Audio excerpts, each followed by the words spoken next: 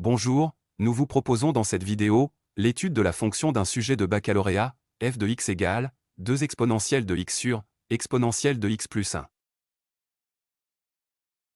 Soit f, la fonction définie par f de x égale 2 exponentielle de x sur exponentielle de x plus 1, et soit c, la courbe représentative de la fonction f.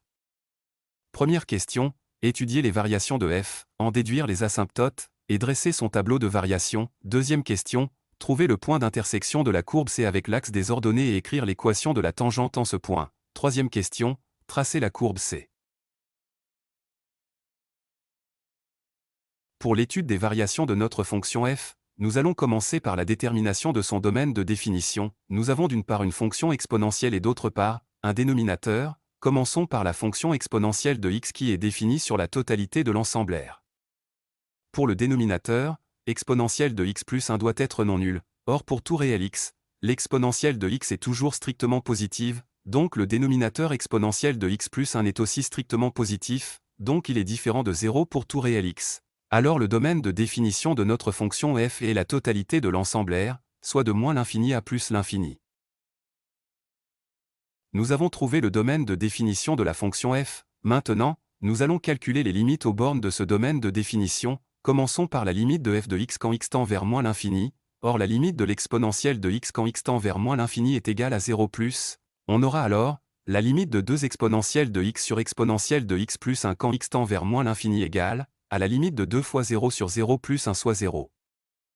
La limite de f de x quand x tend vers moins l'infini est égale à 0. Donc la droite d'équation y égale à 0 soit l'axe des abscisses x' au x est une asymptote horizontale de la courbe C représentative de la fonction f. On a trouvé le domaine de définition de la fonction f, sa limite quand x tend vers moins l'infini et son asymptote horizontale. Maintenant, on va chercher la deuxième limite quand x tend vers plus l'infini. Or la limite de l'exponentielle de x quand x tend vers plus l'infini est égale à plus l'infini. Alors la limite à plus l'infini de son inverse soit 1 sur exponentielle de x est égale à 0 plus. On a la limite de f de x quand x tend vers plus l'infini, au numérateur l'exponentielle de x tend vers plus l'infini, et au dénominateur, l'exponentielle de x tend aussi vers plus l'infini, donc on a une forme indéterminée l'infini sur l'infini.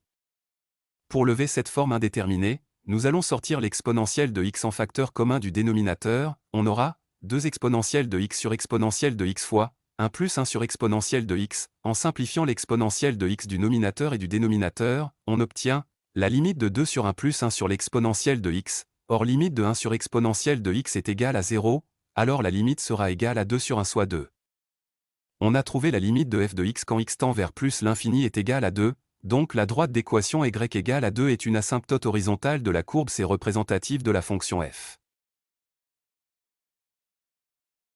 Après le calcul des limites aux bornes du domaine de définition, passons maintenant au calcul de la dérivée f' de f, sachant que la dérivée de u sur v est égale à u' fois v, moins u fois v' sur v carré, on aura alors f' de x égale à la dérivée de 2 exponentielle de x fois exponentielle de x plus 1, moins 2 exponentielle de x fois la dérivée de exponentielle de x plus 1, sur exponentielle de x plus 1 au carré. La dérivée de l'exponentielle de u est égale à u' fois l'exponentielle de u, donc la dérivée de l'exponentielle de x est égale à la dérivée de x fois l'exponentielle de x soit l'exponentielle de x. En remplaçant ces résultats, on obtient 2 exponentielle de x fois exponentielle de x plus 1, moins 2 exponentielle de x fois exponentielle de x sur exponentielle de x plus 1 au carré. On peut sortir 2 exponentielles de x en facteur commun, on aura au numérateur 2 exponentielle de x fois exponentielle de x plus 1 moins exponentielle de x. Après cette factorisation et calcul, on obtient la dérivée de la fonction f. f' de x égale 2 exponentielle de x sur exponentielle de x plus 1 au carré. Dans notre étude des variations de la fonction f de x et après calcul, nous avons trouvé que la dérivée f' de x est égale à 2 exponentielle de x sur exponentielle de x plus 1 au carré. Or d'une part, 2 exponentielle de x est strictement positive et d'autre part, exponentielle de x plus 1 au carré est aussi strictement positive. Cela signifie que la dérivée f' de x est toujours positive. Nous allons maintenant tracer le tableau de variation de notre fonction f. F est définie pour x allant de moins l'infini à plus l'infini. F' de x est toujours strictement positive sur ce domaine, donc f de x est croissante de la valeur de 0 vers la valeur de 2, le tableau est cohérent. Ainsi nous avons terminé l'étude des variations de la fonction f et clôturé la première question de notre exercice. Passons maintenant à la deuxième question. Trouver le point d'intersection de la courbe C avec l'axe des ordonnées. L'équation de l'axe des ordonnées y' au y est x égale 0, donc on va chercher f de 0. F de 0 est égal à 2 exponentielle de 0 sur exponentielle de 0 plus 1. Après calcul, on trouve 1. On a alors le point de coordonnées 0, 1, donc la courbe C coupe l'axe des ordonnées y' au y au point 0, 1. Passons maintenant à la deuxième partie de la question 2, écrire l'équation de la tangente de la courbe C au point trouvé d'abscisse 0. Or l'équation de la tangente au point d'abscisse x0 s'écrit sous la forme y égale f' de x0 fois x moins x0, plus f de x0. Pour x0 égale à 0 on aura y égale f' de 0 fois x moins 0, plus f de 0. On a déjà trouvé que f de 0 est égal à 1, pour la dérivée en 0, on a f' de 0 égale à 2 exponentielle de 0 sur exponentielle de 0 plus 1 au carré. Après calcul, on trouve f' de 0 égale à 1 sur 2. En remplaçant dans notre équation les valeurs trouvées, on trouve que l'équation de la tangente à la courbe C au point d'abscisse égale à 0 est y égale 1 demi de x plus 1. Passons à la dernière question pour tracer la courbe C représentative de la fonction f. Pour résumer, f de x est croissante de 0 vers 2, l'axe des abscisses est une asymptote horizontale de la courbe C, la droite d'équation y égale 2 est aussi une asymptote horizontale, la courbe C coupe l'axe des ordonnées au point de coordonnées 0, 1.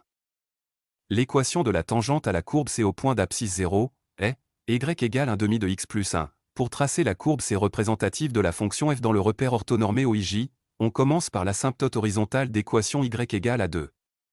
Puis le point d'intersection de la courbe C avec l'axe des ordonnées soit le point 0, 1. Pour tracer la tangente, on va utiliser le vecteur d'abscisse 1 et d'ordonner le coefficient directeur 1 sur 2. Pour ce faire, on va sur le point 0, 1, on avance horizontalement de 1, et on monte de 1,5 pour avoir un deuxième point de cette tangente. On trace alors la tangente qui passe par ces deux points. Puis on trace notre courbe C qui monte asymptotiquement à l'axe des abscisses x' au x, puis elle coupe l'axe des ordonnées au point 0, 1, puis elle monte vers 2 en rejoignant son asymptote horizontale soit la droite d'équation y égale à 2. Ainsi nous avons répondu à toutes les questions de l'exercice. N'hésitez pas à suivre notre chaîne YouTube et notre site web et nous laisser vos appréciations. Bon courage avec beaucoup de réussite et à bientôt avec de nouvelles vidéos. Merci.